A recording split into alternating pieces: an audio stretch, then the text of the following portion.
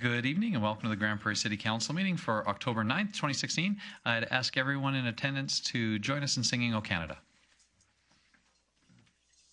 O Canada, our home and native land, true patriot love in all of us command. With glowing hearts we see thee rise, the true north strong and free.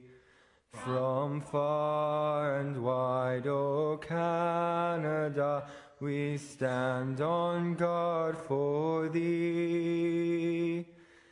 God keep our land, glorious and free. O Canada, we stand on guard for thee.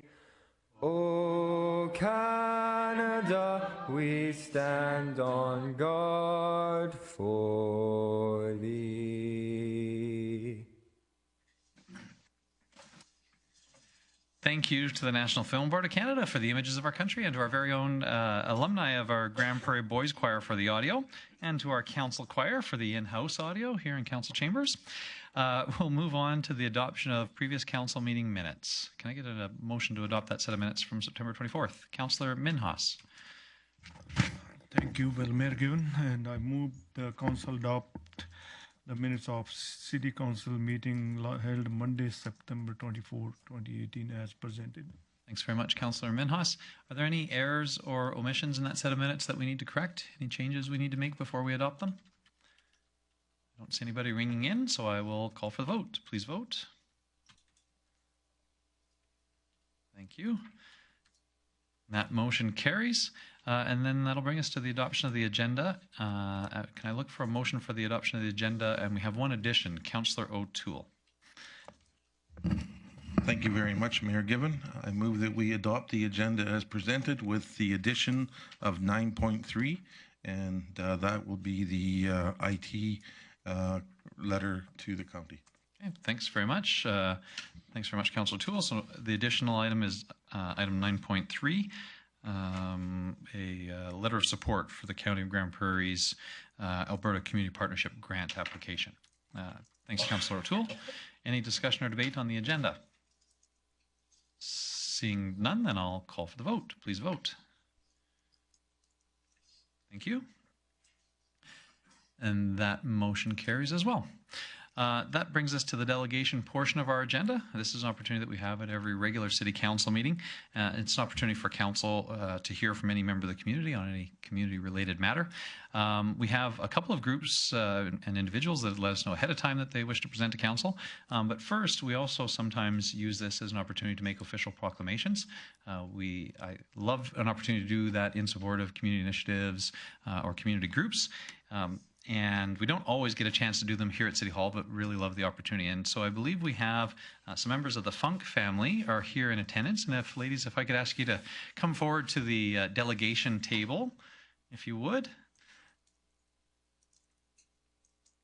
And while you're making your way up, I will let Council know that we're making an official proclamation in recognition of World Cerebral Palsy Day. And as Council and the community may know, cerebral palsy is a neuromotor disability that affects approximately 3.3 people in every 1,000. Cerebral palsy is a term that's used to describe a group of conditions affecting body movement and muscle coordination, and it is not a disease. In Alberta, it's estimated that over 9,000 individuals are affected by cerebral palsy, and there's more than one diagnosis of cerebral palsy for every 500 children born each year in Alberta. And the number of new cases per year has increased by 25% over the last decade. On a worldwide scale, over 17 million people have cerebral palsy. And so that's part of the reason why we would make this official proclamation, which I did on October 6th, and I will make it again here in Council Chambers. But ladies, if you could just introduce yourself. It's a pleasure to have guests here at City Hall. My name is Regan, and I have cerebral palsy. And Regan, you and I were talking. We get a chance to see each other every once in a while, but I totally missed your age and I overestimated. So what grade are you in and how old are you, Regan? I'm in grade 7 and I'm 12 years old. Welcome. And you brought somebody with you. I brought my mom. Well, welcome, Regan. We really appreciate having you here and appreciate having you here to receive this official proclamation.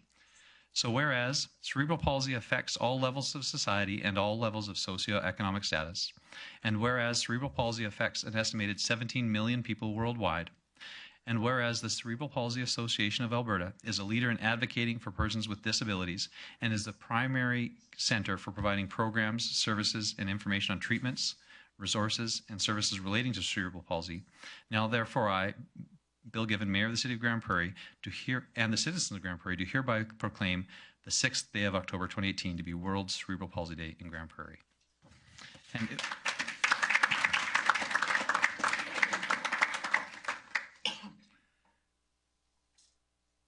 A lot of Canadians are affected with cerebral palsy.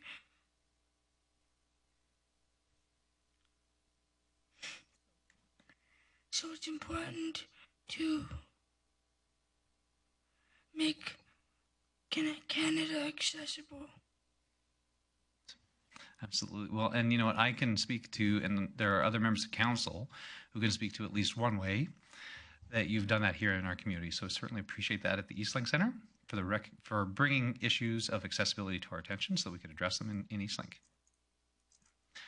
Look, can I come around and present this to you, ladies?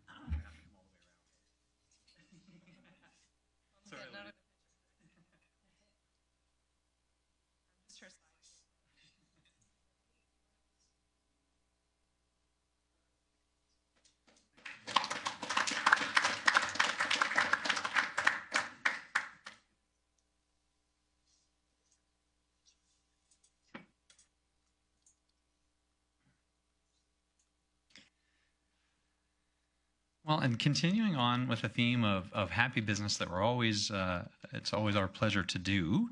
Next up on our agenda is Grand Prairie Wapiti MLA, Mr. Wayne Drysdale, with a report that he has done his entire term in office, making sure that he comes to Grand Prairie City Council, and I believe the other councils in the region, to make a report on his activities and to ensure he gets a chance to have a bit of a dialogue with council. MLA Drysdale. Thank you, Mayor Given.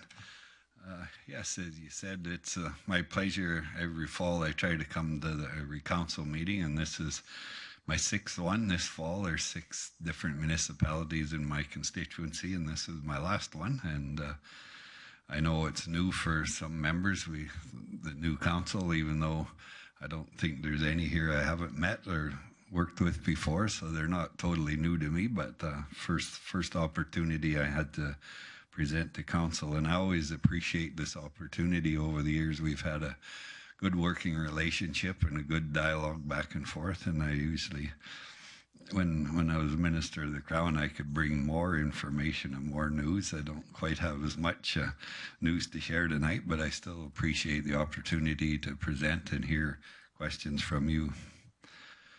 And I think probably this is going to be my last time presenting to the council, because I'm not running in the supposedly next year election, and so this will be my last chance to present, but I always have appreciated this opportunity. And as I said, we're not in session yet, so I can't bring any new legislation. We haven't been apprised of anything that's coming, so just I'll highlight a few points and then take questions, I guess. I think actually today was a good day in Grand Prairie with our nautical announcement. That's good for our whole region, and exciting times ahead. Finally, we get some really truly value added in our community, and And I think it bodes well too with your work with the Tri-Muni partnership. I'm not quite sure where that's at yet, but I know you're working on it, and I know they looked at that. And if that was the whole idea of a Tri-Muni, if it had been set up and you had land available, you know, they may have taken advantage of that, but just a little too early for that one. But hopefully you get it done, so the next one coming along, the Tri-Muni will be able to take advantage of it, and that's exactly what you're working towards, I'm sure. I'm thinking you might ask a question, so I'll bring up the regional hospital. I just wish I could tell you something about it. I'm a little disappointed where it's at. We're really close. I toured it about 3 weeks ago, and it's truly impressive inside there, and it's closer to being finished than I thought. It's just unfortunate we got to the point where we're at and they've stopped construction, but I was told they hope to have a construction manager in place by the end of October and get started again, so we'll see if that happens, but it's sooner we get it done the better, I think. So. And just a question, I've been getting lots of emails on the Parkside Inn, and so I don't know if you can tell me where that's at this point. You hear lots of stuff and lots of emails in the community that people aren't happy, but I think you're making progress there, and hopefully maybe you have some news that you can tell me where that's at, and I'll leave it at that and take questions from you. Thanks very much, Emily Drysdale. And so, yeah, absolutely. Really appreciate, again, the opportunity that you give us at least, well, we see you more than once a year, absolutely, but this formal opportunity at least once a year. I see Councillor Friesen in the queue. Thank you, Mayor Given. Thanks, Mr. Drysdale, for coming. And I'm just wondering, even though I know you're not in the party that's making all the decisions right now, but what's your sense of when construction may get underway again at the hospital? Well, I wish I could answer that with more confidence. They hope to have a construction manager in by the end of October, they told me. And so I'm not even sure if the new manager will honor all the subcontracts that were there. I asked that question and they didn't know. So if they do, and they do get a new manager in place, I'm hoping that they'll pick up the subcontractors where they left off and hopefully push to get it finished. You know, when I toured it, it was a lot farther along than I thought. They were painting and laying flooring, and I was led to believe the drywall was holding it up. But I mean, there's still little drywall projects to do, but it's major completion. There's not a whole lot left to get it finished, so hopefully they get back to work. Any other questions, Council? Well, you're considering a couple of the City of Grand Prairie's priorities over the last little while that hopefully you'd be able to carry into session when it does open up this fall. Obviously, municipalities across the province, including Grand Prairie, concerned about cannabis revenue sharing. The federal government has been pretty clear that they intended for some of the excise tax to flow through to municipalities to handle costs. And so is that something that that your party's aware of or has been having discussions about, and is that something that you could bring up for us in the legislature? For sure, we'll be pushing that. I think there was an announcement at AUMA. I wasn't unfortunate to be there, but I think the province said they were going to share more of it with you. Now, exactly what that is and when, I'm not sure, but it sounds like there'll be more coming. I'm not sure, will there actually be any opening in Grand Prairie on October 17th? Can you answer that? I'm sort of looking at the management, and they're shaking their heads that no, it doesn't look like they're in a position. And I think that the majority of that lies with AGLC. Mm-hmm. I think that the city, in terms of development permitting and everything else, there's a number that are completed and would be fine to go ahead if they had received that approval from AGLC to actually open. I think it's going to be a tremendous learning curve, you know, for enforcement and municipalities and everybody going forward in the next year. But I guess it's coming and we're not stopping it, so everybody's going to have to work with it, and hopefully everybody can work it out for sure. One other, and this is not news to you by any means, but at the AUMA convention, the city, the MD, and the county together had a delegation and met with the Minister of Transportation. The single item on the topic that those three municipalities were interested in was the twinning of Highway 40. And the pitch that we made to the minister was to see some capital dollars on the funded list in 2019 for the the start of that project. We understand it's pretty significant, and you're obviously well aware of the details on that, but you should know that the municipalities are pushing for that, and anything you can do to amplify our voice in the legislature to highlight that would be appreciated. Yeah, for sure. That goes without saying. I've been pushing them all along, but I think they scaled back. The first project was going to cross the river and the bridge, and there's some hold up there with crossing the river. So I think they scaled it back to the dunes turnoff there, or the cross country ski hills, so they can at least get that far without a bunch of hold up and permits. I know it's designed and waiting. It just needs funding. So I'm hopeful it'll be funded in next year's budget. But in the meantime, they are doing some work on it now. They're overlaying. They've got the hill overlaid, and they're slowly working towards the city. And I know even next year, without the twinning, there's, I think, 17 kilometers of passing lane or pull-out lanes between the Wapiti and Kakwa, which will also help. So absolutely anything that you can do to sort of support us in that. We know that you're behind us regularly. The city manager pointed out that our administration team had recently put out a pretty detailed briefing note on the status of the Parkside Inn. And so what we can do is we can circulate that to you so that you and your office have it. At least a part of the early returns that before the social service agencies got directly involved, the RCMP and Enforcement Services had conducted a number of projects and enhanced patrols. And back in April, their first project focusing on that facility yielded 94 arrest warrants and 10 criminal charges.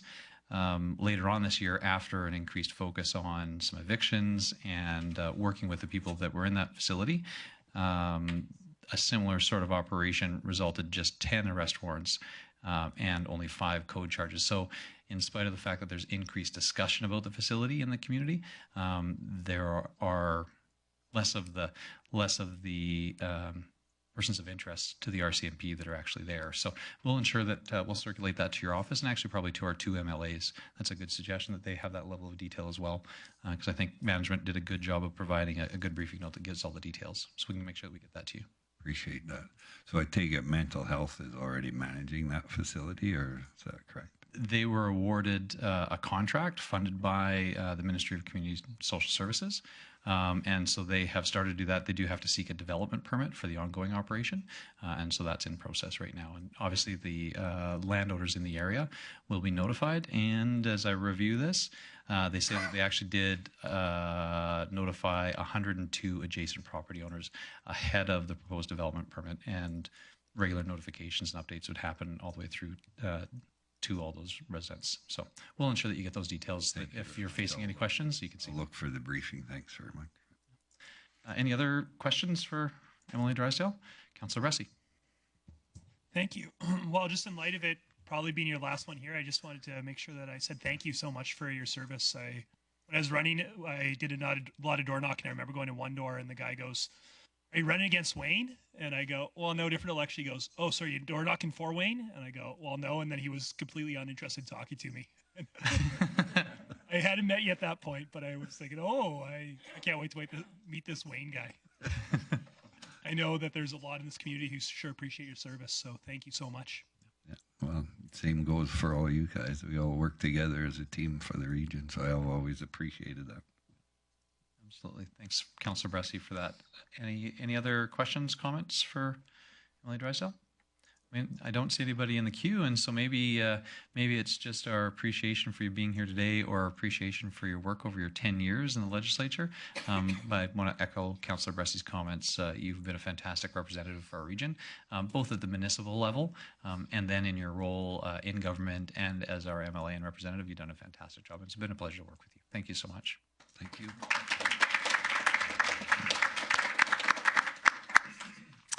And we had another delegation on our list this evening that let us know ahead of time that she wished to present, and that was Miss Grace Murray with respect to vulnerable residents. Mrs. Murray. Well, you know, I haven't seen you as often as I have Regan, and so, you know, she surprised me by how tall she is now. Welcome. Anyway, thank you very much for seeing me this evening. My name is Grace Murray, and I just wanted to enlighten you. The Rotary House, I was there on August the 16th at about 2:30 in the afternoon. And all of a sudden, a police officer's truck came in and a peace officer's truck with a wagon. And they dismantled some tents and took some bikes and trolleys, bags. So I watched it and I did take a picture. I don't know if you have that or not, but I did take a picture. So I watched it and it bothered me because I didn't know what was going on. So I went downtown and it still bothered me. So I came back and I talked to the gentleman that had lost their tent and their whatever else was there. I'm not sure, just a trolley. And so anyway, he said that this is a regular thing. And he said that at one point in time they had taken his oil field tickets. That was H2S, that kind of thing. Social insurance number, driver's license.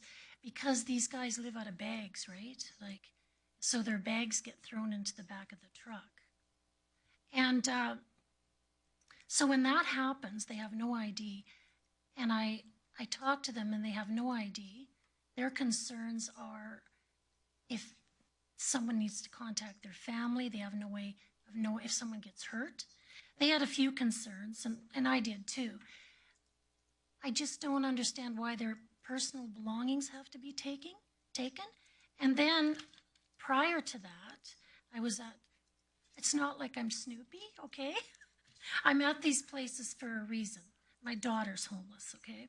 So I like to be nosy and find out what's going on and who's doing what. So I was over at Parkside and it had been cleaned out.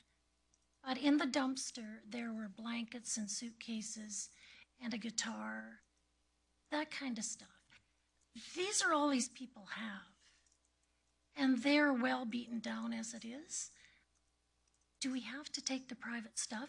First of all, I'd like to ask you a question.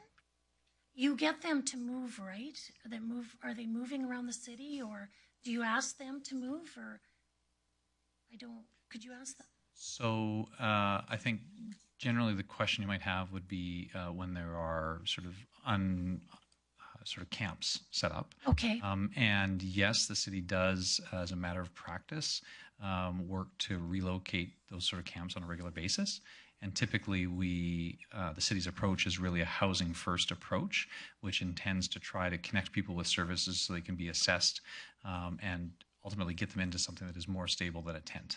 Right. And so that's the intention behind it, absolutely. Okay.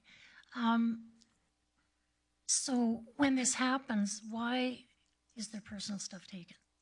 Well, I would have to get the details on that, and maybe what we could do is identify an appropriate administrative contact for you so that you can understand behind the scenes what does happen.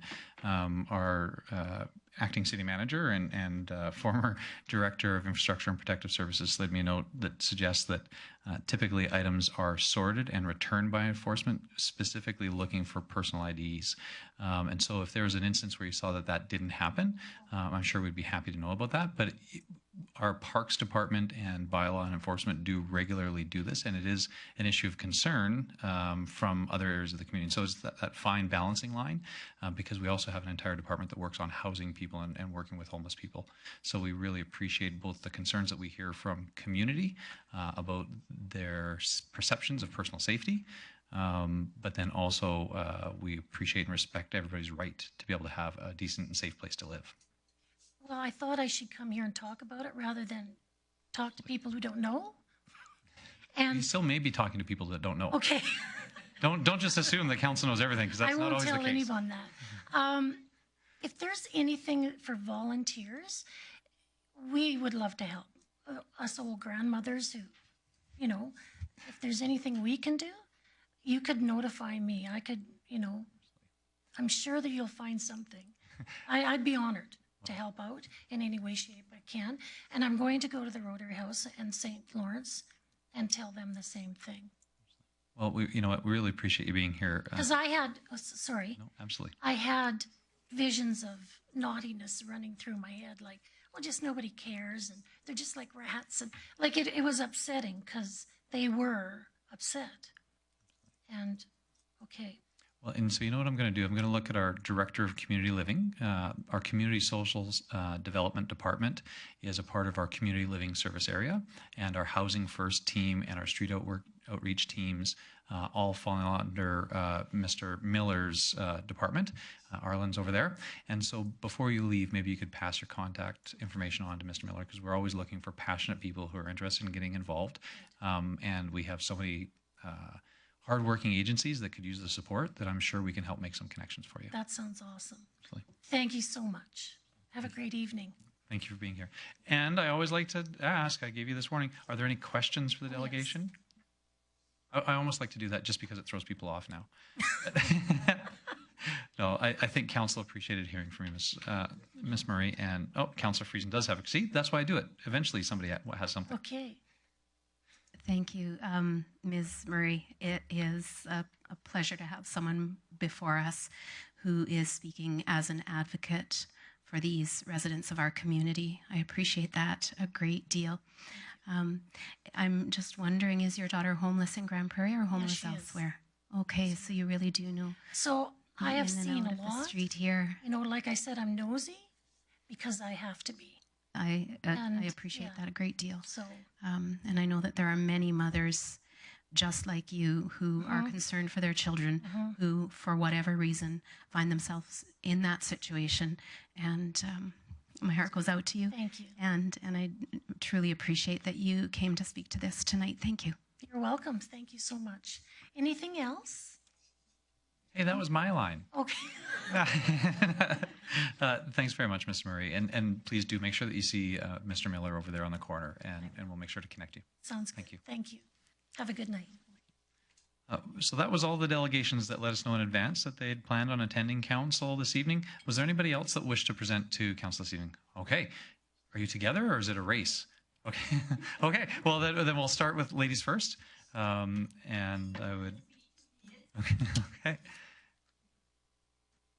We'll ask you to come up, and you've presented to council before, and so you know the routine of introducing yourself. Welcome. Do I need this? Please have a seat. Okay. Please have a seat. I just want to thank the council for having me uninvited. The board of ACFR last week had their AGM, and at the AGM, they recognized two special people from council and employees of the city of Grand Prairie. So they give me the mandate to come and present them their award. And one is for Councillor Kevin O'Toole as Ami de la Francophonie, because of all his work during the preparation of the conference for Francophone and Francophile City of the Americas. And Kevin did an incredible work to support and Rebecca and ourselves to welcome people, and it was a really great success. Over 150 people presented, and Grand Prairie was enhanced all throughout Canada, and especially in all the prairies provinces. So we want to thank Kevin, and I'm going to present him with our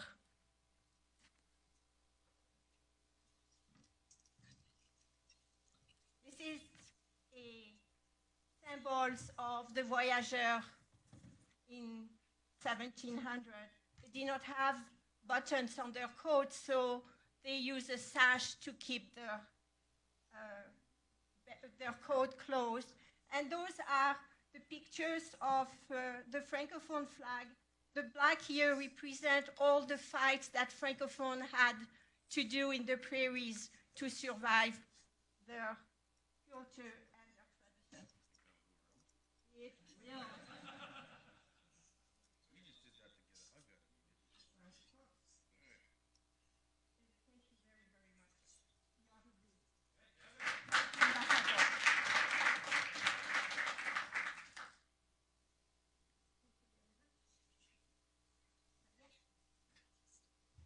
This is a story of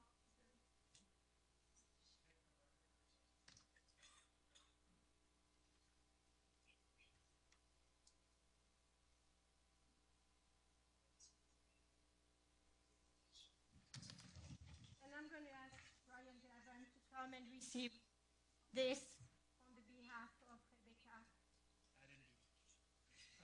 She worked very, very hard, and she's starting to some words in French and really want to thank council for her help. And it was really nice to work together, and I think friendship are coming through the work we did together. So I'm going to ask you to put that to Radio Catholic tomorrow and send me a picture, please. Thank you very much to everybody.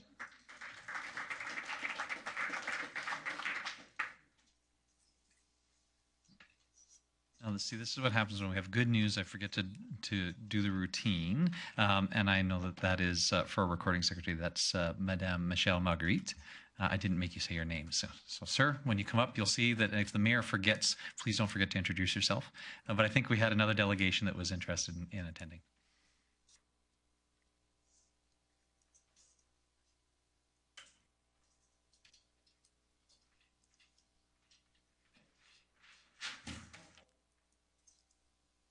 Just, you know what, if you'd like, we actually even have a camera.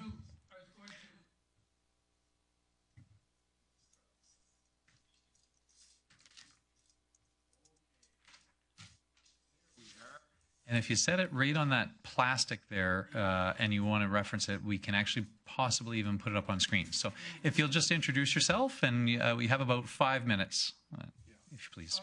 Actually, the preliminaries are going to be longer than my name is David Clark. Mr. Clark, I'll just ask you to please have a seat. You don't, we don't stand on that much formality here, and it actually will be easier for the microphones to pick you up if you'll sit and just have it pointed towards the general direction of your mouth. And thanks very much, Ralph. How is that? I think that's great. Okay. My name is David Clark. I live in Nelson, BC, not Fort Nelson. 2 days' drive to the south. My wife and I drive up here once a year, and we have been for the past 15 years or so, to visit our daughter, her husband, and our 2 granddaughters, 8 and 10. I would like to thank you all for allowing me to speak to you. I would also like to thank Arlene, who has given me outstanding help in arranging for me to be here. Now, I want to ask a single question, but before I do that, I would like to say that I do not expect you to answer to me. I'm not one of your constituents. I hope that you will ask this question of yourself and maybe be prepared for your grandchildren to ask you this question. Question is, why for the past 50 years, or more importantly, for the past 10 years, has Grande Prairie been expanding into the best farmland in the world? Farmland which in another 50 to 100 years will be, you can get double crops from it. When, unlike Calgary or Edmonton, which are entirely surrounded by farmland, you have non-farmland to the south. There we are. That the light white is farmland. It's all been cleared. But as to the south of you is forested. Actually, it's land which, it's vegetation high enough to hide a tank. There's enough land south of you and to the southeast and southwest and up the hill for a population of 1 million people. The cost of developing just in the most narrow sense is trivial. For example, in the Okanagan and in the Fraser Valley, they are not building on farmland. They have to go up onto hills, and which requires blasting for roads and host sites. And besides that, hillsides provide, at least for housing, more attractive lots. Great architect Frank Lloyd Wright had a couple come to him. They showed him the lot they had bought. It was flat land. He said, "Can't do anything with this. Get me a hillside." That's it. Just that one question. Well, you know, the answer is both. So I'm happy. You're the first person that's ever come and asked this question, and I'm so excited. I'm so excited that you did. There's at least, and it's both very, very simple and very, very complex. And so one of the simplest reasons is that jurisdictionally between Alberta and British Columbia, in Alberta, every square inch of the almost every square inch of the province is covered by an independent municipality. Yeah. In British Columbia, this isn't the case. You have the regional district system. An oddity throughout all of North America. Well, and that's at least one way. So in Alberta, all of the municipalities, counties, towns, villages, and cities are competing for new assessment and new growth. Yep. And so the County of Grand Prairie has equal opportunity to compete for new development as the city. And so that's one main difference. The other main difference between British Columbia and Alberta is, and I may not get the act right, but there is a preference for protection of agricultural lands. I think it might be called the Agricultural Land Stewardship Act. And Agricultural Land Reserve Commission. Yeah. Commission, yeah. And there is no similar tool in Alberta. No. All land that is privately owned is open and free for development if anybody wishes to develop it. And in the mid-1990s, the provincial government actually did away with what were called regional planning commissions that actually had a preference for protection of agricultural land. And so since the 90s, it has essentially been anybody can build anywhere that a municipality will let them. And that is the simplest answer. And there's probably more complex versions. The other additional sort of nuance is that the green area that you show there is all, or a significant amount of it is actually Crown land. And so it's actually MLA Drysdale's and the provincial government's sort of choice about what happens on that land because it isn't privately held. And so in terms of doing development on public lands or Crown land, significantly more challenging. So that's why it typically hasn't progressed to the south and has more or less progressed to the north and to the north of the city on private lands. And both the city and the county have an opportunity to encourage growth and development on those lands. And there is no provincial arbitrator to decide what good growth looks like in Alberta, which is a pretty big difference from British Columbia. There's the simple version, and you, as council will know, you totally got me on something I'd be happy to. We could spend all night doing this, but I appreciate you asking the question. As we haven't had any of our constituents actually ask the question, but I see Councillor Plott is in the queue. Thanks, Mayor Given. I guess when I look at your map, and I agree with you, those would be great spots for homes. There also is, you'll notice it's mostly creeks, rivers along there. There's a fair amount of... And so they're generally really tough places to develop. And also, I don't know if we'd necessarily want to surround all of their water by homes. I don't know if that's necessarily the best thing for the wildlife. Is it if we put... Anyway, I'm just...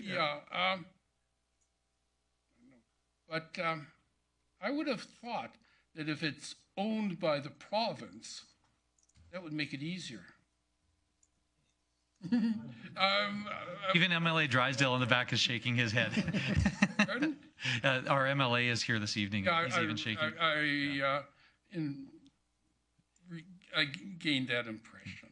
But so Mr. Clark, I appreciate you surfacing the issue because I think as Albertans, and particularly ones that have lived in this area for a long period of time, we might not reflect on it as deeply as somebody from the outside does. And the truth is that jurisdictionally between British Columbia and Alberta, there are different systems in place that to protect agricultural lands, and those systems simply don't exist in Alberta. So it's up to each individual council and each individual council of the day to make their own decisions about what they wish to allow and which they wish to protect. I'm not going to argue. It is not for me here and now to argue the point. I would just one last, and this is, I would encourage you. So I appreciate seeing that map because it demonstrates the significant amount of growth that's happened in our community and in our region over the last little while. I'd encourage you to compare that map and the current city boundaries with the current map and the development that's happening outside of city boundaries today. I see both. Yeah. And it hurts me. It really almost physically hurts me to see the best farmland in the world. And it is. I mean, see, it hurts me also what Horgan did on the Peace River. Just as one final note, I'd encourage you, and I'm not sure if you're going to be here next week. No, I won't be. I'm sorry. That's unfortunate. Maybe on your next visit, because the County of Grand Prairie Council could also benefit from hearing this because they have an equal next share. year. I'll go after them. Absolutely. Well, we appreciate you for being here, Mr. Clark, and for raising the issue with us. Much appreciated. Thank you all again. Thank you. So I think we've cleared out our audience there, and everybody that is in the audience had a chance to come up and speak. But I would remind the community that this opportunity exists at every regular city council meeting, and we do meet every 2 weeks, and we like to ensure that our council meetings are open to the public. And so anybody that was here this evening, you're more than welcome to stay. You're also more than welcome to leave if you had other things to attend to this evening. So we'll move on through the rest of our council agenda. I don't believe we had any public hearings. I don't think we had any unfinished business or reports, and so that'll take us straight into committee business, and we're going to start with the Community Living Committee meeting from September 25th. And Councillor Palat, I think you were handling the reins on that committee meeting. Thanks, Mayor Given. Yeah, I think when we had this committee meeting was right before our AUMA conference, and I think you and I were the only ones there. So I'm filling in for Councillor Thiessen, who's normally the chair. So I guess I'll make the first recommendation. There's a few here. That council received the minutes for the community living meeting held Tuesday, September 25th, 2018, as presented. Okay. Thanks very much, Councillor Palat. Are there any errors or omissions, any items that we wish to address before we adopt that set of minutes? Seeing none, then I'll call for the vote. Please vote. Thank you. That motion carries. Councillor Palat. Thanks. We'll keep it going here. I guess the next one that came from our committee was council approving the naming rights of the dedication of the naming rights of the Grand Prairie Curling Center to Center Lounge, top of the house. An exciting opportunity, I think, for our curling rink, and you know, they're going to make some. I think they're starting to make some announcements now, but this is going to be something I think the community is going to want to go grab a lunch there. They're going to have a good chef in place, and it's going to be a good turn for the curling rink. So that's the recommendation. Okay. Thanks very much, Councillor Palat. Any discussion or debate on the motion? And seeing nobody in the queue, I'll call for the vote. Please vote. Thank you. That motion carries. Councillor Palat. All right. Another recommendation to come out of this committee was council approving submit for the bid of the 2022 Arctic Winter Games with funding for bid development coming from the 2010 Arctic Winter Games Legacy Fund. I think I said 2020. Yeah, 2022 is what I meant to say. Excellent. Thanks very much, Councillor Platt. Any discussion or debate on the motion? Just as a note to council, we have sent an invitation to other municipalities to consider joining us in the bid. This is an item that will be on our intermunicipal meeting coming up in the next little while for municipalities in the region.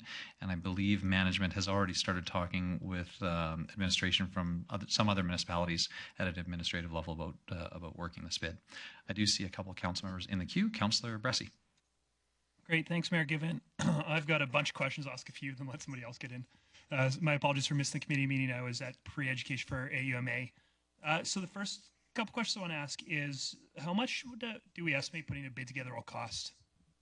Okay. I see we have our resident experts here, and so I'll look to our administration team. Thank you, Mayor Given. So the estimate based on the last bid that we put in will be around $10,000. And then one more question before I give it up. Yeah, that's right. By all means. So the funding source identified is the 2010 Arctic Winter Games Legacy Fund. Could you just catch me up on how much we have in there right now and how that's currently being spent? You bet. So through Mayor Given, there's currently about just short of $400,000 in that reserve. It's not, it's distributed through the Pursuit of Excellence, and there's not a high demand for the request for those funds. In fact, I think there's been nothing so far in 2018. There's been a few grants that have been issued over the last few years, but not significant. We're gaining about $20,000 a year in interest in that reserve alone. So. And then just in terms of how that fund was set up, do we have much ability to reallocate those funds to other use in terms of expanding the scholarship opportunities or? You know, that's something for sure that we could look at through the Pursuit of Excellence as long as the original guidelines for the fund are still being met. It could be explored for other allocations. We could do that. The only other small thing that I would add to that, Councillor Ressi, it was that the fund and the use of the Legacy Fund was jointly determined by the host society and the city. And so the host society that ran the 2010 games had a significant amount of influence in sort of the intent of the fund. Absolutely, I think at a technical level, council has full authority to decide what to do with, we're not legislated to keep it that way. But the terms of reference or sort of the intent of the fund was specifically scoped with the support and endorsement of the 2010 host society. Thank you. Any other questions? Karen, thanks very much for being here this evening. Councillor Ressi. Sorry, I actually did have a few more questions. I just thought I'd let somebody else get in if they had some as well. My apologies. Could you just catch me up a little bit if we did get the games on how much would be expected for our community to give? And I'm especially interested in terms of how much private sponsorship would have to be raised, and if I could hear a little bit about the volunteer side of it. Sure, happy to do that. So from a municipality's contribution, it's just under $500,000 that we would be looking at budgeting for this. From a community sponsorship, it would be approximately $1 million. From volunteers, it's similar to the Alberta Summer Games, 2,000 to 3,000 people. Awesome. And then my last question I had was just looking at the facilities we have in the city, are we expecting to have to do any major upgrades or builds or anything to host these? Or? Yeah, great question. And actually, both municipalities that are putting in a bid or that went through the bid workshop, ourselves and Wood Buffalo, we were told that both cities require no upgrades.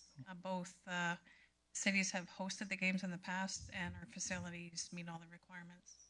Great. And then, sorry, my final question is, I got my list I'm working down, and this is actually at the end of it.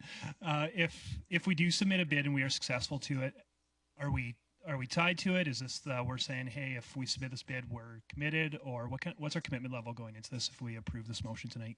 Mr. McCriskin? Yeah, so fair question. So the bid deadline is in November, and that's just to get the bid in. There's actually a mandatory tour that will happen the second week of January. It's a one-day tour. And then the announcement of the host municipality would be mid-February, and after that would be a commitment. Thank you. I appreciate the help. You're welcome. Thanks very much. Thanks very much, Mr. McCriskin. Councillor Clayton. Thank you, Mayor Given.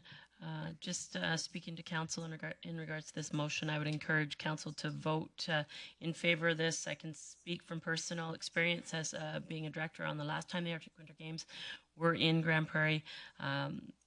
There was there's no single other event that I've seen through sporting history or cultural history that brings both entities of sport and culture together, such as the Arctic Winter Games.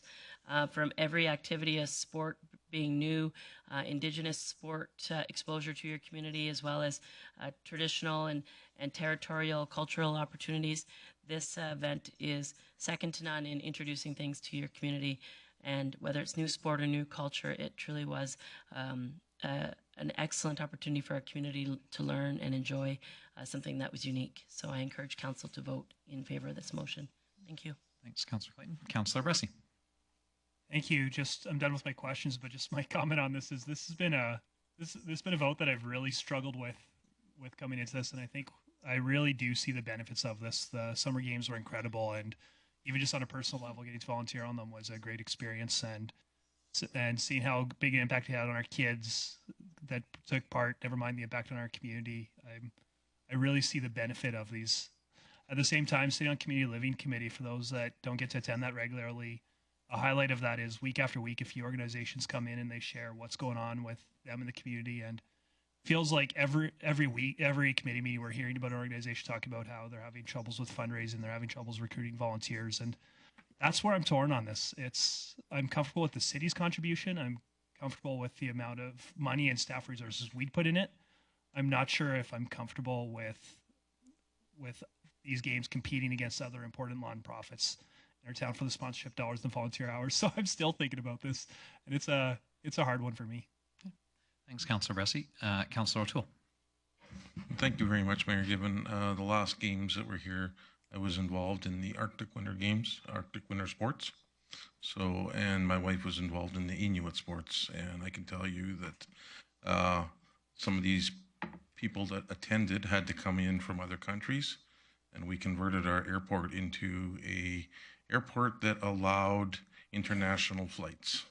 And from what I understand, it was a success. There was no hindrance there at all. It was a very smooth operation.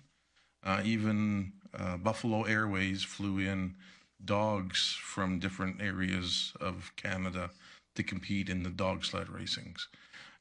Myself, I've got to meet a number of people from Alaska, Greenland, some Soviet countries, or Russian countries, I should say, and friendships have still gone on, emails still go on. My son competed in the Arctic Winter Games a number of times, and he's got lifelong friends out of that. So as a success, I think the community did really, really well. We highlighted this part of the country, and to see people coming into the college where the Arctic Winter Games were, and seeing the college itself and in the gymnasium where they practiced in nothing spectacular, and they were overwhelmed. So it's opens up the eyes of lots of people. Thanks. So I would encourage you to vote for this too. Thanks, Councillor O'Toole. I would just say, Councillor Bressie, I don't disagree that there's only so much discretionary spending in the community to support sort of charities and not-for-profits. And at the same time, the games also come with a significant amount of provincial or federal support. I think up over $1 million of government investment that would come along with the games, seeing that we don't need to build facilities that would really be focused on the operational side. And so I think the commitment from the community would be less than another community that might have to build facilities. And I think we have to appreciate that although there's a business may have discretionary funding, each business doesn't necessarily allocate that differently. There are some people that are interested in social services and some people that are not. There are some people that prioritize sport and sporting events, some people who don't. And so I think we have to look at this as an opportunity to say, okay, how can we minimize that impact on those other parts of our community? Are there opportunities to use this games as a vehicle to increase exposure in some areas that we might like to do that, and recognize that there are some people that this is their kind of thing that they would do, and they're not always, sometimes they absolutely are, but they're not always making their decision between, well, do I want to send my dollars here or there, social services or games. Some people would only do sporting events because that's what they like to do. But I think you raise an important point that we'd have to keep track of as we go forward on the implementation of a bid. Councillor Blackburn? Thank you, Mayor Given. Just briefly, I would also point out that there are a number of larger corporate sponsors that will support the games regardless of which community they're in, provided it's within their service area. I know that my former employer has done that several times. And so not all the money that goes towards the games comes from local business. Thanks very much. Thanks, Councillor Blackburn. I don't see anybody else in the queue. And so if there are no other questions or comments, then I'll move on to the vote. Please vote.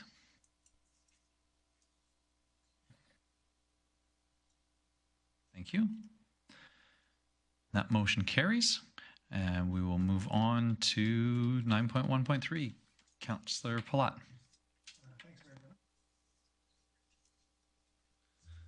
Turn my mic off, myself, I guess. So one more recommendation to come out of our our meeting was the council direct the mayor to write a letter in support of the Métis Local 1990 housing project, and further council provide extending the lease of the existing elder shelter to December 31st, 2040. Thanks, Councillor Platt. Any discussion or debate on the motion? Maybe just one point of clarity, because for anybody listening or for council, in terms of the lease is actually on the land.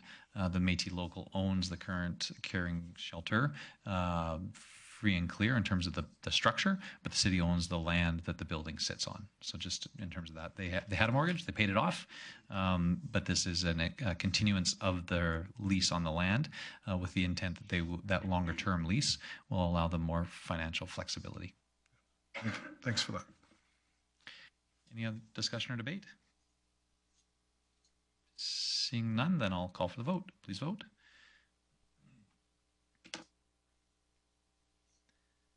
Thank you. That motion carries. Councillor Palat, anything else you want to highlight from that set of minutes? I think we made motions on almost everything that came out of it, other than we did have a couple delegations. We had the Hearth Social Profit Company come and speak about some of the stuff they're doing in the community, and also Grand Prairie and District Grief Support Association came and presented as well. Right. Thanks very much, Councillor Platt, and thanks for stepping in there to manage that meeting. I know you had an unruly committee that day, so it was hard to keep track of that committee. And we'll move on to item 9.2, the Infrastructure and Protective Services Committee meeting from October 2nd. Councillor Clayton. Thank you, Mayor Given. I move council receive the minutes of the Infrastructure and Protective Services Committee meeting held Tuesday, October 2nd, as presented. Thanks very much, Councillor Clayton. Any errors or omissions that we need to correct? Seeing none, then I'll call for the vote. Please vote. Thank you. That motion carries. Councillor Clayton. Thank you, Mayor Given. I would move that council approve $20,000 from the Downtown Project Communications Fund for an Art in the Alley pilot project in cooperation with the Downtown Association.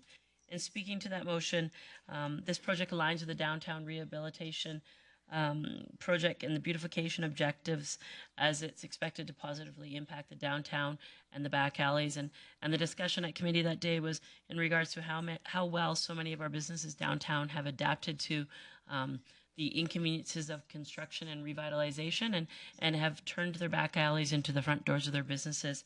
And so this sort of brought to light the opportunities of what it would look like to have something that was a art and culture and potentially a tourism piece in our back alleys. And at this time, the $20,000 will be potentially the start of something that could go on for many years. And it'll be in cooperation with the private business owners, and there will be a small selection committee in regards to what the content will look like creatively. It's an excellent opportunity, in my opinion. I encourage council to support it, and I look forward to seeing what kind of great rewards this brings to sort of normal beige and gray walls, and it's very exciting. So I encourage council to support it. Thank you. Thanks, Councillor Clayton. Councillor Bressie.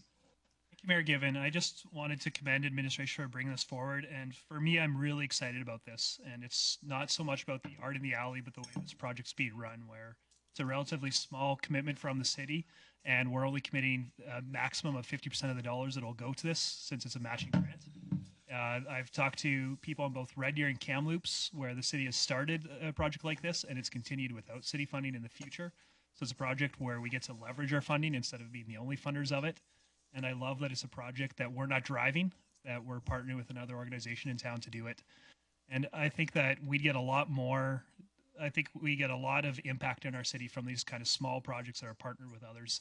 I hope we see more of these projects coming forward, because this is how I get excited about community enhancement. So excited for the art in the alley, but even more excited for the nature of this project.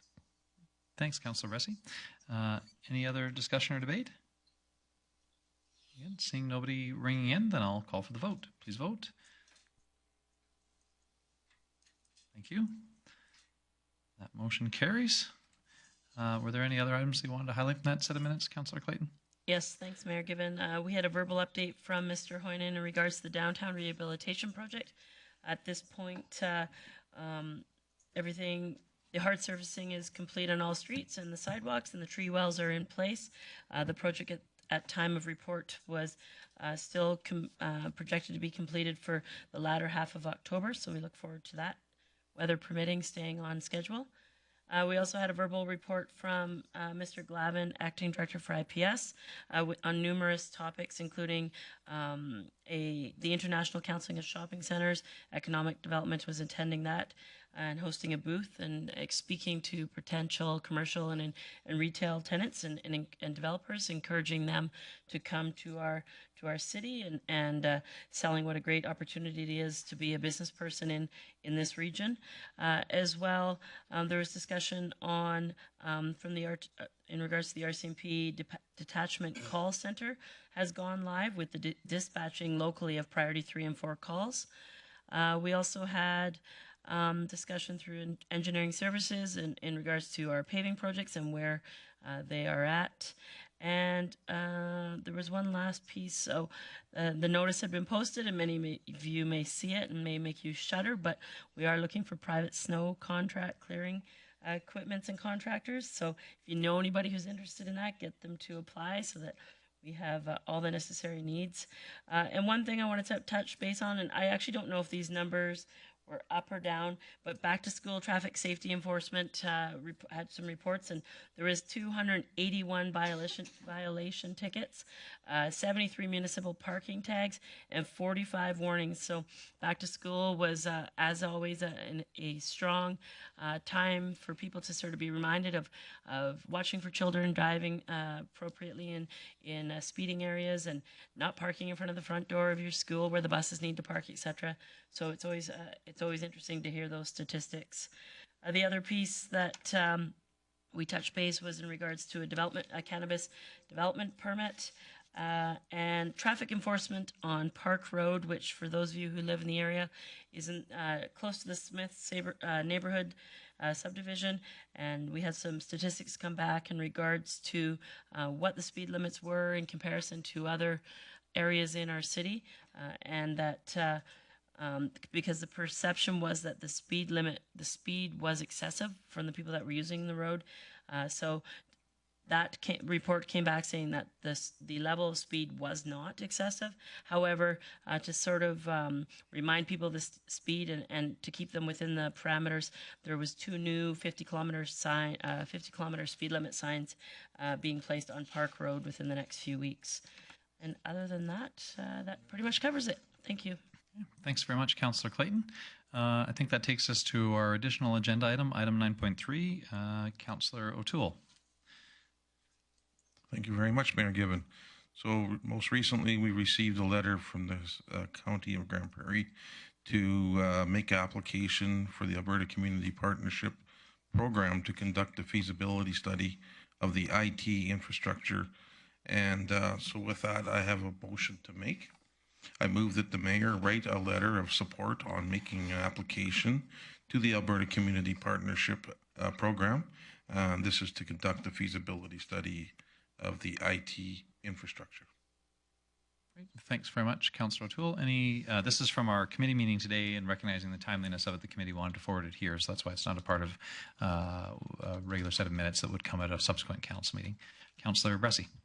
Thank you, Mayor Given. I hate to be the voice of dissent. I feel like I'm being today, but I'm going to be voting opposed to this. And it pains me because I really believe in intermunicipal collaboration and working with our regional neighbors, and usually I'm all over that. I think what concerns me about this is Councillor Clayton and I got to go to the Municipal Innovators Conference a couple weeks ago. And I've also been listening to a lot of podcasts, reading everything I can about municipal innovation. And it's amazing how every time these conversations come up, I hear how key a city's IT department was to them being able to be nimble and them being able to innovate and them being able to try new things. And I'm skeptical that however we structured this, I'm skeptical that if we're outsourcing our IT or if we're giving I'm just skeptical of any arrangement we can make that would give us an IT department that's poised to help us be the innovators in the region and poised to help us be as nimble as we need to be. And so for that reason, I'm not really interested in exploring this at this point, so I'm going to be voting against this. Okay. Thanks very much, Councillor Bressie. Any other discussion or debate? Not seeing anybody in the queue. Just from the committee perspective, I guess, being one of the members of the committee that was there today, I'll speak in support of it. I think that this is consistent with our work that we did in phase 1 of our intermunicipal collaboration framework preparation, which identified potential services that could benefit from a regional approach. I would absolutely agree that in terms of innovation, particularly the importance of data today and into the future, IT is going to be a critical area. And I guess it really depends if we see ourselves as competitors with the other municipalities in the region. I think we've got a great IT department. We may want to keep that to ourselves. And the challenge is that that same could be said for a whole bunch of other services, everything from transit to fire service to police service to everything else. And so I think that when we start to look at regional issues and the opportunity to deliver services on a regional basis, we at least have to investigate it to see if there's any there, if there is actually any benefit to doing things regionally. And if there is, I think we would have to ask ourselves some questions about the relative advantages and disadvantages for city residents, should we actually choose to do that? And I think that that's a useful question to debate. But at this stage, it's, should we get some money from the province to investigate the opportunities that may or may not exist there? And would encourage council to say, yes, we should attempt to get some money from the province to investigate. And then if there's a difficult decision down the road, then we can consider it then. I see a couple others in the queue. Councillor Palat. Thanks, Mayor Given. I will also be supporting this motion. I think the regional component of it is important to me. I also think the opportunity to learn from other people, and I'm still a big believer that I don't think this just needs to end with internal governments. I still think there's an opportunity to look at some private outsourcing of some of these areas. I think anytime you can put more people that are in a space, whether it's IT or parks or anything that are collaborating and thinking, and they're think tanking on what's best for the region, I think that works well for us. So I would be supporting the motion.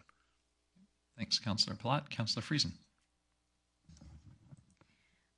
Thank you, Mayor Given. Was there any discussion about, like, if I'm reading this, to conduct a feasibility study of IT infrastructure? Says it means nothing. A feasibility study, obviously, I would be very in favor of that, but of IT infrastructure?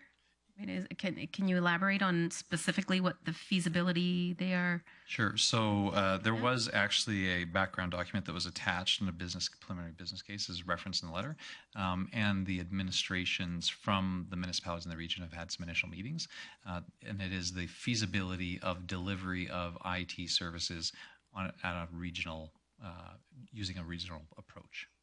So is it at all feasible to deliver IT services on a regional basis, or should the municipalities continue to do it independently? What's the feasibility of a regional approach? Thank you. Yeah, it certainly isn't 100% clear in the letter. Fair enough. Any other discussion?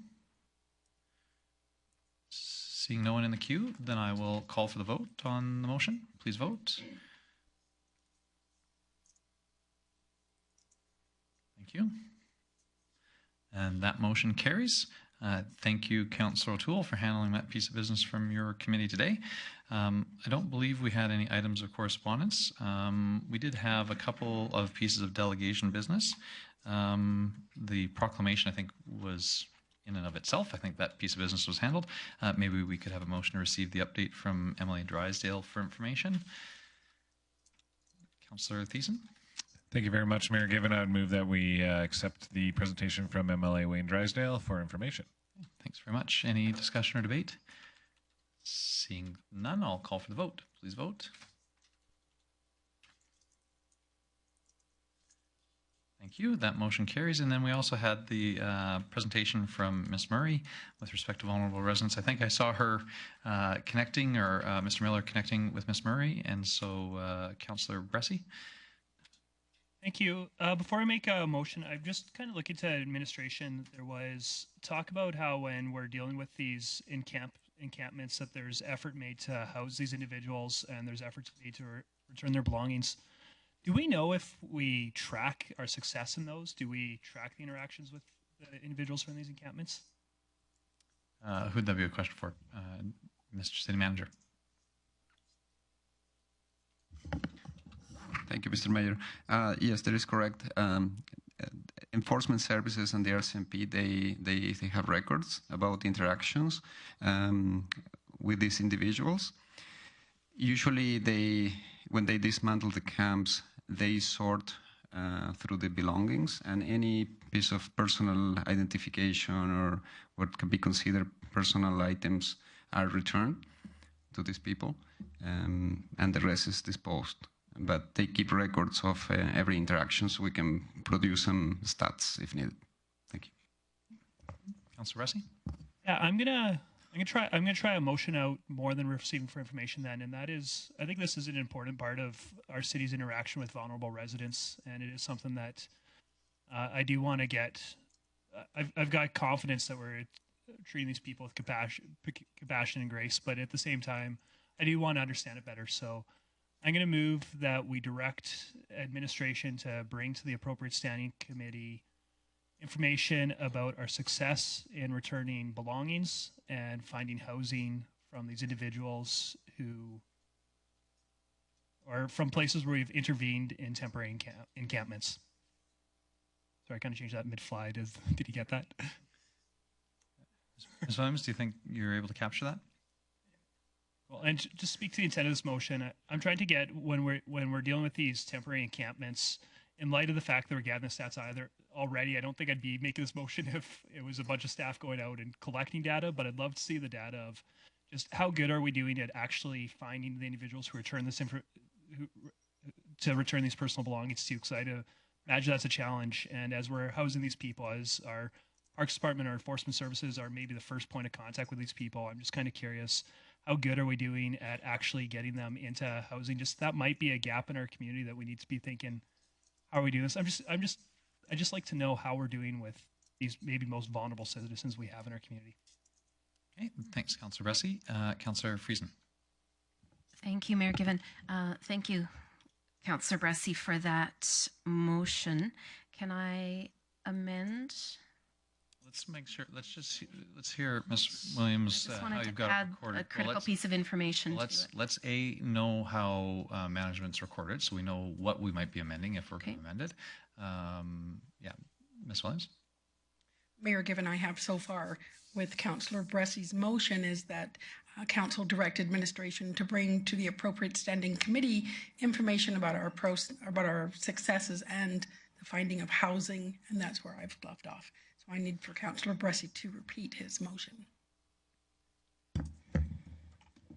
So yeah, let me try something. Let me try bring back to the appropriate standing committee information on the city's intervention with temporary encampments, including success returning personal belongings, and success finding housing for these individuals. And I would welcome any friendly amendments to add more information to that. Let Ms. Williams get that. Appreciate the restatement, and that's the thing. If we're going to ask for information, we want to make sure that management hears what it is we're asking for. Ms. Williams, were you able to get it that time? Okay, I have Councillor Bressi has moved that Council direct admin to bring to the appropriate standing committee information on the city's intervention with temporary encampments, with success in regards to success with returning personal belongings, and success in finding appropriate housing. Yeah, I'm satisfied with that, but welcome any friendly amendments. Well, and technically, I'm not sure if we have friendly amendments, but so we have to vote on amendments. But Councillor Friesen, was there a specific sort of aspect that you wanted to highlight there? And your microphone has gone off. Thank you, Mayor Given. I do. I think that perhaps there are some small pieces that were missing in that motion. For instance, what if they would not self-declare as a resident of Grand Prairie anyway? They're just down here visiting for the summer, that sort of thing. So I was initially thinking, well, then we also need to know kind of where they would self-declare or self-report their ordinary residence to be. But perhaps rather than that, we could add to it that administration include any data points that impact their report back to us, that they feel, any data points that they feel necessary to fully explain the information they bring forward.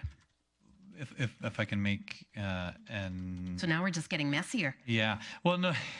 Oh, appreciate the intent. And so if the intent is between both Councillor Bressi and Councillor Friesen, if the intent is to ask management, what do we do? How do we do it?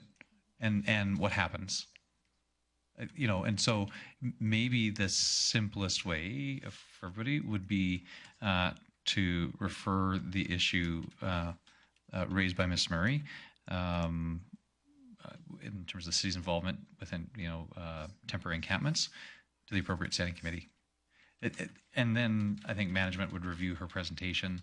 Mr. Miller could discuss with her, and then that leaves management a pretty wide window to provide information. And if additional questions arise at the committee meeting, you would likely have the experts in the room that you could ask those questions directly of.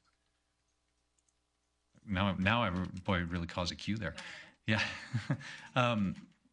Councillor Thiessen. Thank you very much, Mayor Given. As much as I truly appreciate the motion, it comes from a good place in your heart. Being someone who's worked in the social services sector and with vulnerable populations, regardless of the data that we collect or whatnot, I mean, IDs are definitely important to being able to access certain funds for yourself and also to land yourself a place to live and stuff like that.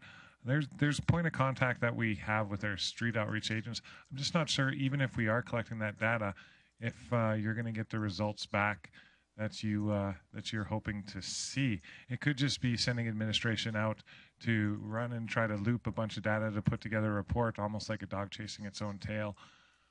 A lot of times, some of the stuff that's collected and then disposed of is simply abandoned. That's my experience, not always.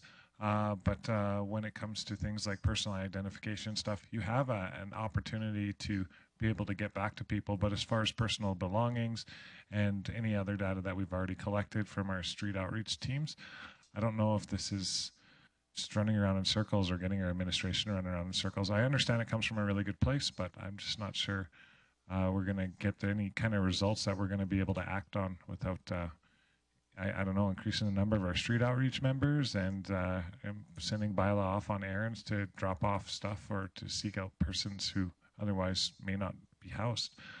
So I understand that this is coming from a good place, but I'm sorry, Councillor Bressie, I don't know if I can support this motion as is. Okay, thanks, Councillor Thiessen. I just, sorry, Councillor Friesen, I absolutely didn't mean to wave you off in terms of your amendment. Was there a way that you could scope that just to did you still wish to make an amendment to Councillor Bressie's motion to sort of either increase the scope or to ask for additional information generally? Thank you, Mayor Given. To broaden it really, and I think you said that in how you phrased what the intent would be, but yeah, just to broaden it to whatever administration feels is good information to bring forward. And I'm not sure that it's sending out to chase down data points. I think this would be in what's already collected in terms of data and outcomes with interactions. So are you making that in the form of a motion or? No, I'm just clarifying what you're hoping. Yeah, so but I don't know, perhaps this one gets defeated for a much broader statement that answers Councillor Thiessen's. I don't know. It's a challenging one, absolutely. I think it needs to be broad and be, just broader than what was initially proposed as the motion. Thank you. Thanks, Councillor Friesen. Councillor Palat. Thanks, Mayor Given. I'm the last guy that would ever want to say that I don't want to see more data. So I would want to support this, but I'm having a hard time. And I guess my questions for administration is this stuff that we actually would collect data on? To kind of Councillor Thiessen's point. I mean, I'd like to support seeing some come back, but if it's not something we're collecting, I don't know how that'll happen. So I guess the question to administration is the motion that was made, is that data that we could actually collect or have collected that we could compile a report, or is this going to be an issue, I guess? Dr. Galante? Yeah. Thank you, Mr. Mayor.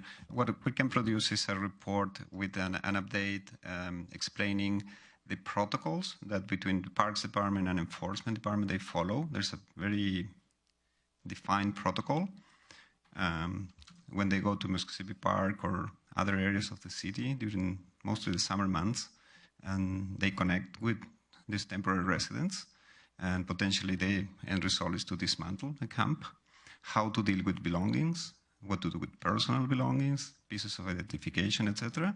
So we can produce this report explaining the protocol for each encounter and any associated data that we can produce between enforcement, the police department, and parks without specifying, because we have different technical data we can produce as part of that report.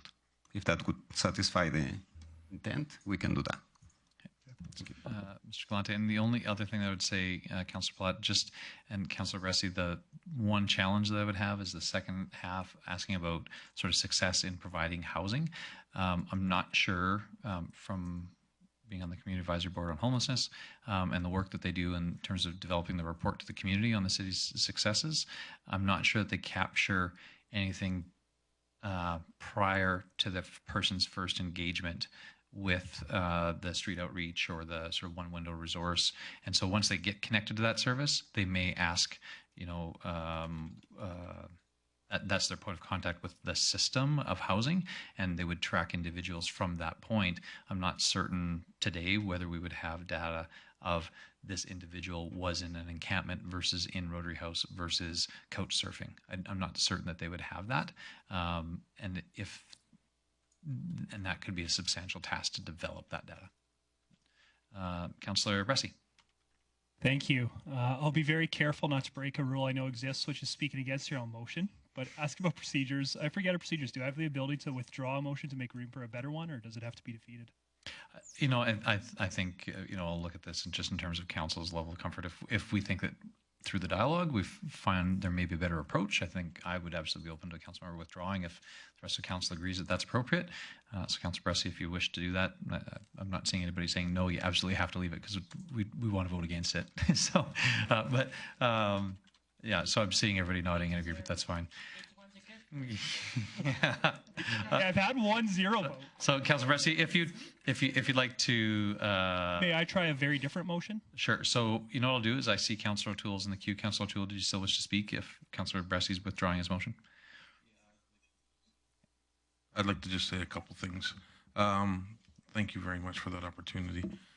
In the past, I have done surveys for the city, homeless counts, and I think that the protocol that the city uses in identifying items and taking down shelters or housing or whatever it is pretty good. Lots of people that come here, and I mean they do come here because they get looked after. When we did the homeless survey, a great number of the people did not want to be housed. They just wanted to live here, and they were very adamant about that.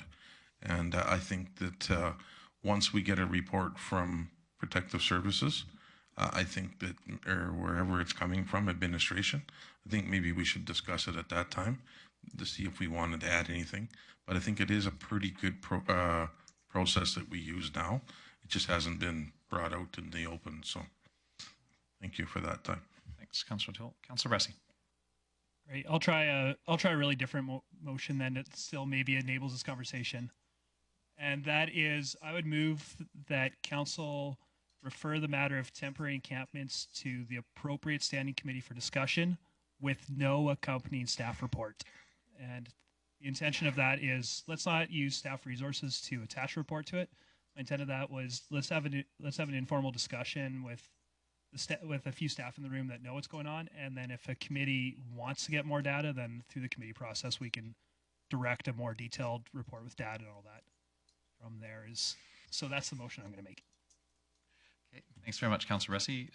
So that motion obviously is in order as well. Any discussion or debate on that motion? Seeing none, then I'll call for the vote. Please vote on that motion to refer to committee.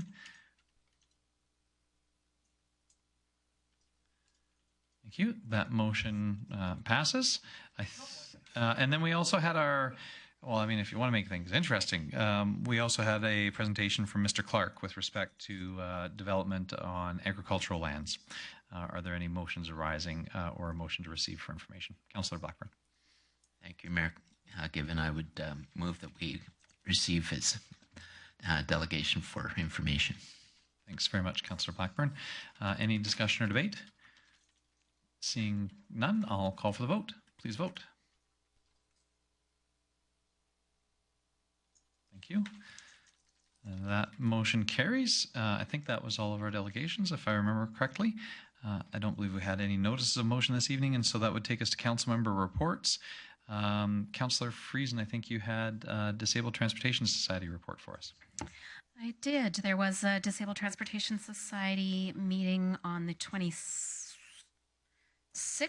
of September, and Travis Kowalski, whom some of you may know, he's previously been employed with the city and has managed a couple of nonprofits in the city before. He is installed as executive director of the organization.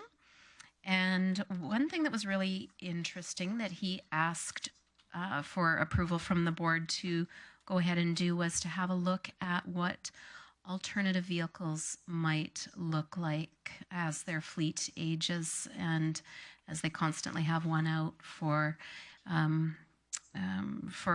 servicing.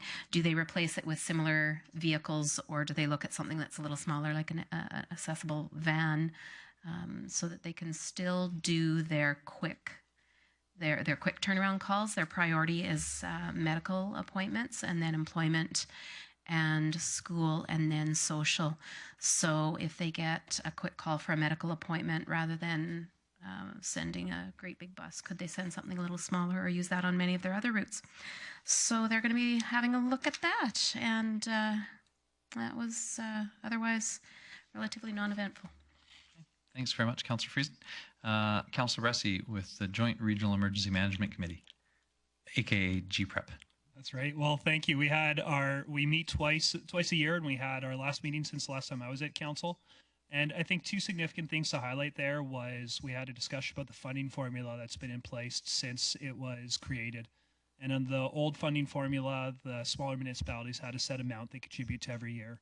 And they've agreed to start increasing how much they contribute by 3% a year just to keep up with inflation, and in recognition that costs go up year after year, and they've gone up significantly for the city and county. So, at that table, I appreciated them wanting to carry their weight, and that was great to hear. The other big thing we talked about was, as you'll recall, in the winter, there was a simulated wildfire that we ran out of our emergency operations center. And coming out of that, we found that our emergency response was really great in terms of running that center and getting emergency resources out there seemed right, but it looked like there was a gap in emergency social services, and we need to do more work in our region of how to house and how to care for people in the 72 hours after disaster. So something that's been proposed by the staff of GPREP and was approved by the committee, but of course still has to run through all of our budget cycles, was adding a temporary position in the emergency social services area. And what this temporary position would do would be spending a year figuring out what does GPREP need to do to be ready to provide social services. Also figuring out, is that a position that needs to be permanent with GPREP, or can they do a bunch of work setting up plans in 1 year and then just leave that position unfunded? For this position, 50% of it would come out of the trust fund that GPREP already has set up, and 50% of this position would come out of the partners. The budget implication for us would be about $25,000. So you'll see the suggested budget for GPREP going up by that much, and that's why. I think the bigger thing nugget that I want to put in your guys' heads is, as we're talking about social service, it seems to me that there's a level of service discussion that GPREP and is the biggest funding partners of GPREP that we're going to have, and that is how much social services do we expect to be ready for in an emergency? How many people do we expect GPREP to be able to house? What quality of housing, what quality of food, all of that do we expect to be able to give? And that could have some pretty dramatic budget implications as we're preparing. So that's a conversation that we're going to be having as a committee and bringing back to our respective councils sometime in the next year or two, I anticipate. And so just a bug I want to put in your ears that I'd love to have some conversations with you guys offline, and I look forward to the formal conversations about that. Thanks very much, Councillor Bressie. Councillor Thiessen, you had Peace Library System. Yes, thank you very much, Mayor Given. September 15th, the Peace Library Systems Board of Directors met in St. Isidore, Alberta. Some of the highlights of the board meeting for that day was that we received the final report on our 2017-2018 Provincial Indigenous Populations Grant, and a report on the outreach activities that were funded by the 2018-2019 grant, or that will be funded by. We also adopted a formal statement, which is similar to what you see all across the province, just recognizing treaty lands and treaty peoples that Peace Library Systems will acknowledge in the public. Also, we got an update on our headquarter upgrades and what has been funded by the provincial infrastructure grant and what can be still. As of the end of August, a substantial amount of work had been completed, and $735,000 approximately has been spent. Other capital work in progress includes replacement of the west half of the roof, which I gave an update on our last update on Peace Library Systems, and an assessment of our boiler functionality. Just so happens right before the winter, we had 2 active boilers and 1 small condensing boiler. Well, one of the main boilers shut down, and a small condensing boiler also shut down. So we needed board approval to spend the remainder of our funds, which if with all contracts being issued, we should be sitting at $129,000 surplus. So right now we are just getting the assessment of the cost of replacing the boiler, and the province has given us permission to spend any excess on the boiler, as it has every bit of relevancy to the building and how it functions itself. Also, we recognized several members for 5 years of service to the board. I know in a couple of years, or maybe at the end of this year, we're probably going to do the council shuffle, and I'll never receive my 5-year pin, even though I sat for the last 4 years on the board. But just to recognize Elaine Manzer from the town of Peace River, Roxy Rett from the MD of Greenview, and Peter Frixel from Clearhurst County. They were all recognized by the board and presented their plaques and certificates. Also, it would be remiss to note, or to not note, that our outgoing chair, Veronica Bliska, has completed her service with the Peace Library Systems Board. If you weren't aware, she is from the MD of Peace and chose not to run in the previous election, but by a special order of the council, she was allowed to be the MD of Peace's representative for 1 more year and also act as the chair of Peace Library Systems on Saturday, September 15th. It was her official shift on duty in her role as chair. So just to Veronica, I know she's probably not watching, but if you've ever met her, she's a very classy lady, very classy chair, probably one of the classiest chairs I've ever sat around a table with, as far as allowing people to speak. Oh yeah, and knowing when to shut people down too. Very, very awesome lady, and her years of service should be recognized here. So thank you very much. That is my report for Peace Library Systems. Thanks very much, Councillor Thiessen. Were there any other reports from our external agencies, boards, commissions? I always sort of forget that that AUMA is on there, and so just provide a really brief update for council. Of course, many council members attended the AUMA convention in Red Deer.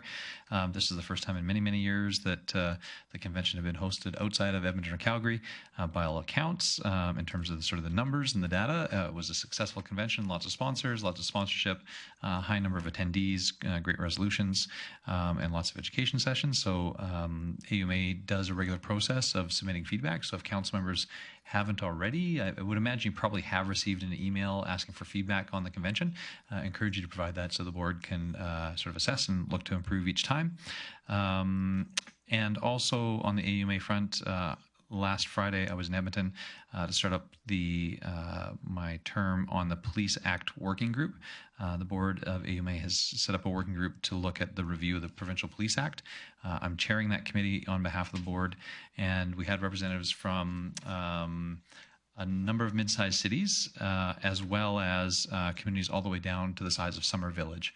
And so it was a great cross-section of municipalities, both that pay and that don't pay for policing services. Our first meeting was really just a familiarization with sort of the context of policing in Alberta, and we expect to meet probably once a month over the next number of months.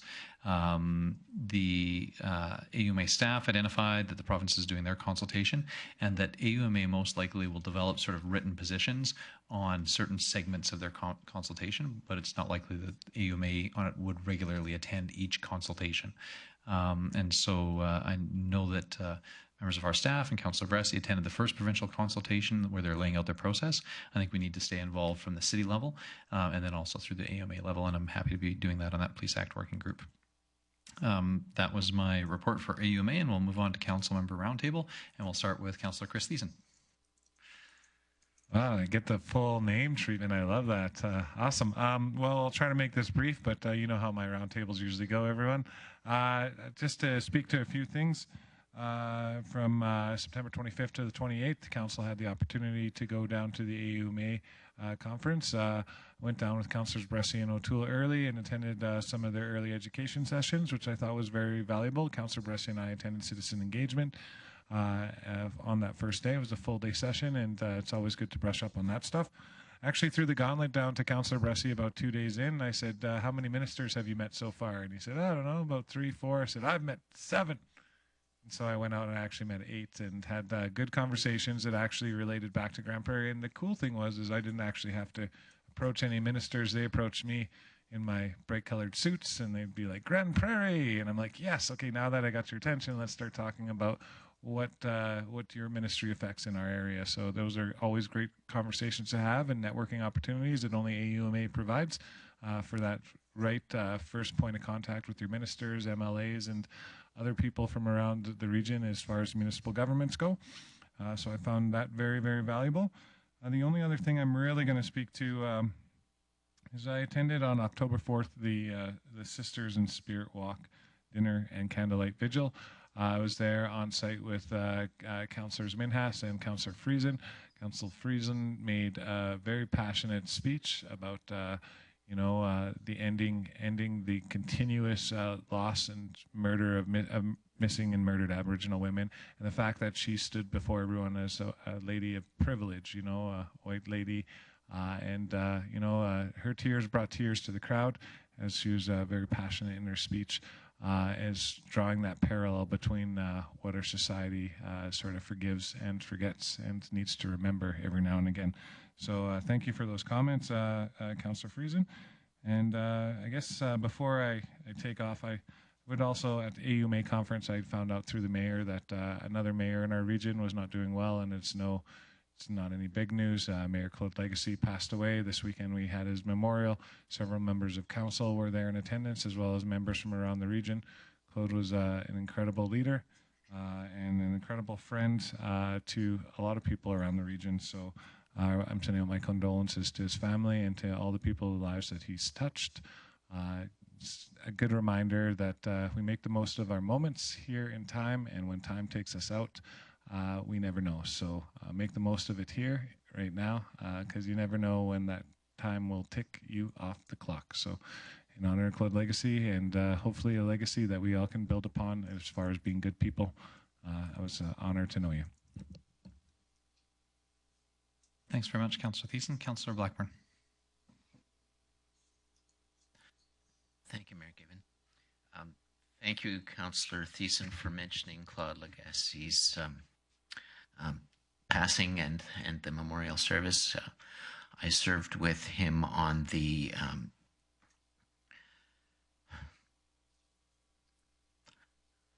okay, now I've drawn a blank. It's the Grand Spirit Foundation. He was the chairman of that committee, and he served the people that our board served very, very well.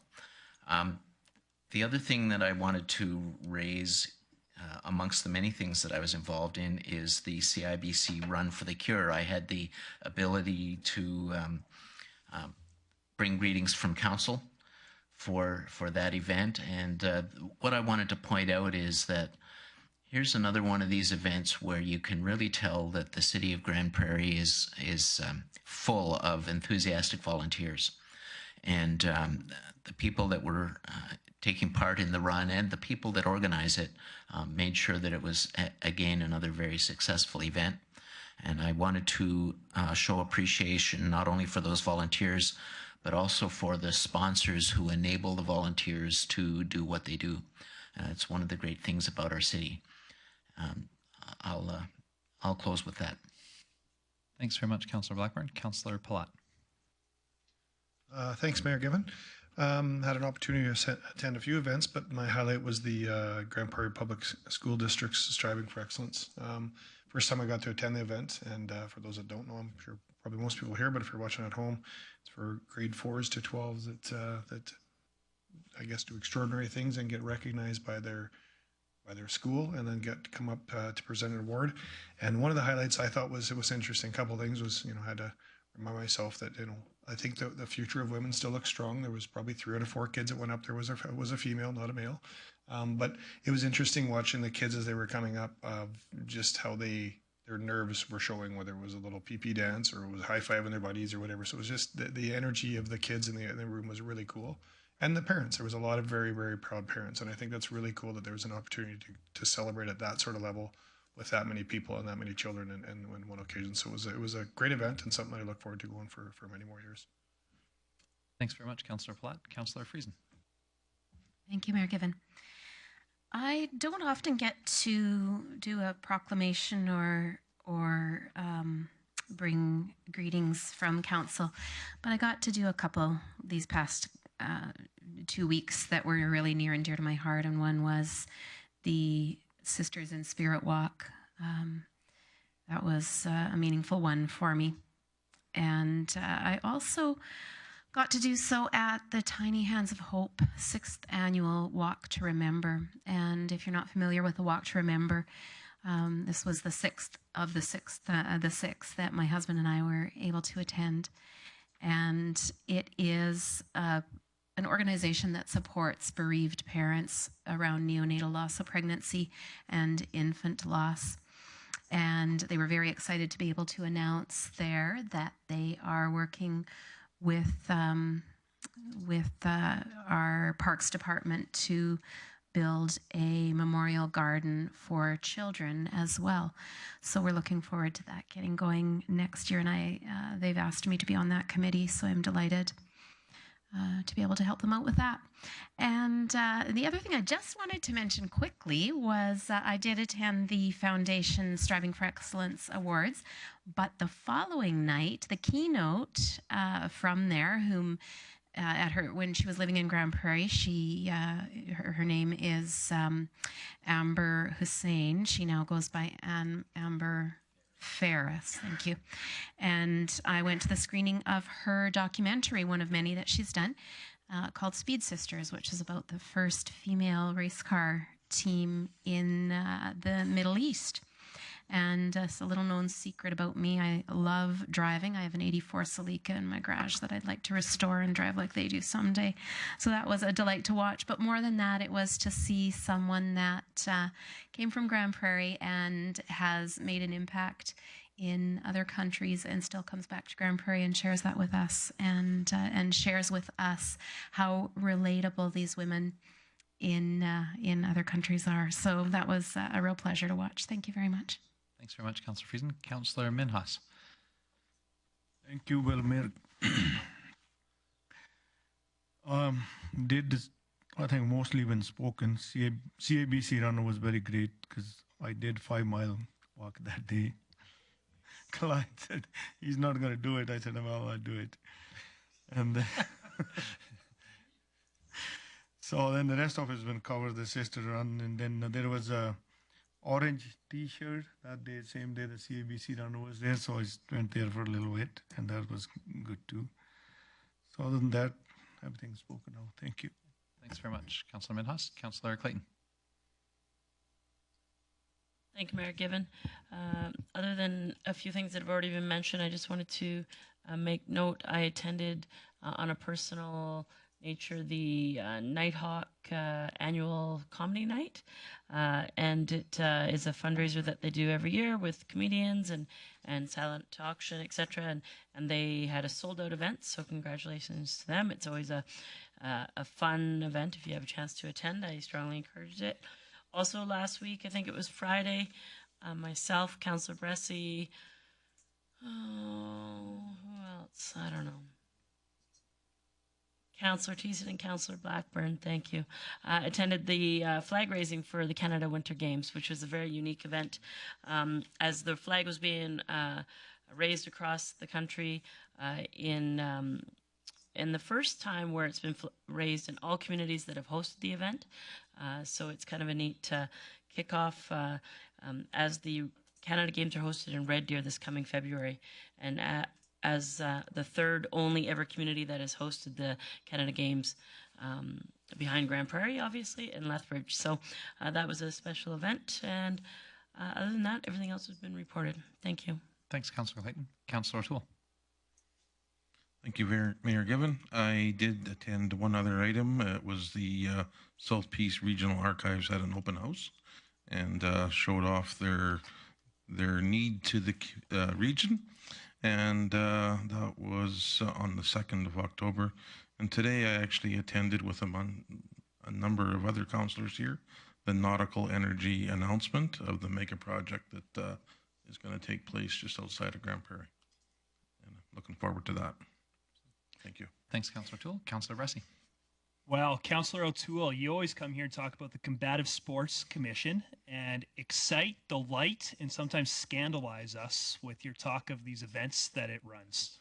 Well, I went to an event that can rival any of those. It was intense. It was exciting. It was dangerous. Maybe you guys should commission it. It was the United Way's first annual rock, paper, scissors tournament. They took it seriously. It was European style, which means you need to throw on the third count, and otherwise it's rock, because that's how the Europeans rock. It was an intense event. It was actually a lot of fun. I want to give a shout out to the city's very own Chelsea O'Neill, who came in second and took the finals to the third set. More importantly, who brought a table full of friends to support the United Way and support community fun. The main reason I want to highlight this is because I was there as the deputy mayor to make a proclamation on behalf of Mayor Given. And the consensus in the room was the reason the deputy mayor had to go was because the mayor knew that he would get absolutely crushed by the European style competition going on. The consensus in the room was also that Councillor Bressie was very lucky. Councillors Blackburn and Thiessen didn't show up, because otherwise I would have had no chance.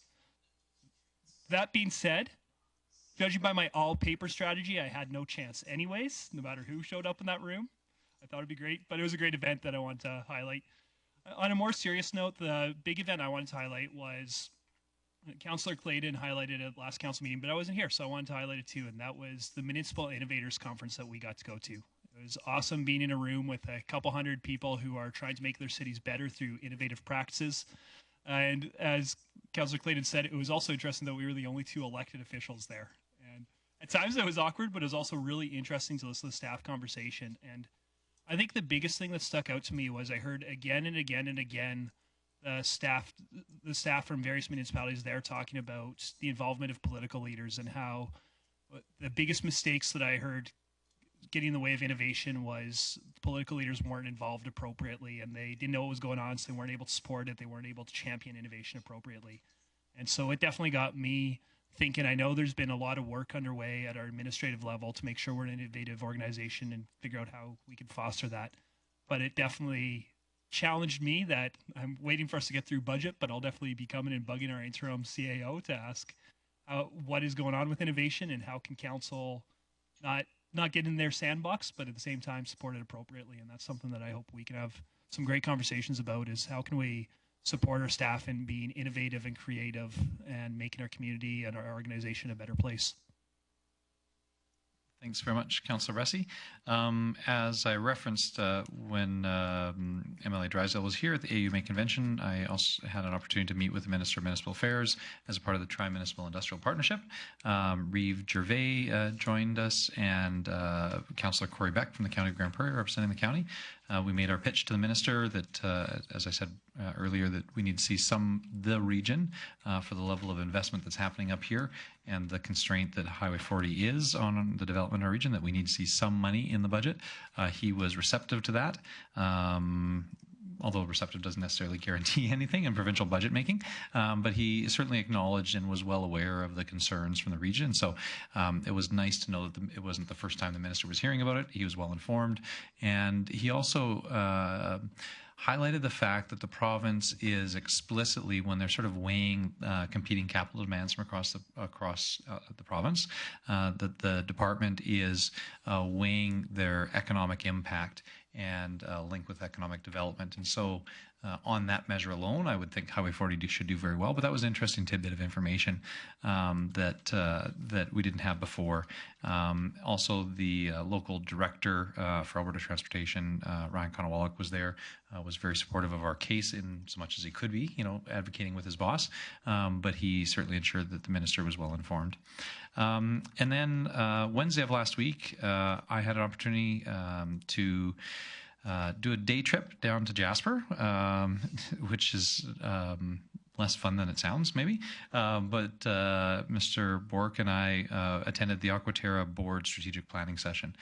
So there were the chief elected official from the three shareholders and member of administration from each of the three shareholders as the board was doing their strategic planning and retreat. This is an enhanced focus on input from the shareholders, and one of the areas of discussion was what that input should look like on a regular basis and what sort of process can be set up. Rest assured, council, that one of the items that I brought up was that it's a bit awkward to be providing input on behalf of all of the city of Grand Prairie, and I really see an opportunity for all of council to be involved in that, and so that was a theme that I certainly brought up, and I saw it reflected from the other municipalities as well, and so I think we'll see some outcomes from the board's focus on this area over the coming months. And other than that, I think everything else had been highlighted. I do just want to close with recognizing our good friend Claude from Sexsmith.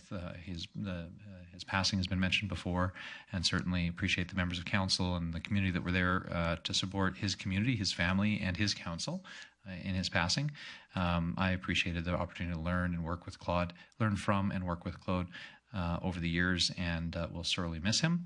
But obviously we will not miss him anywhere near as much as the community of Sexsmith will miss him, and that was on full display by the turnout at his memorial.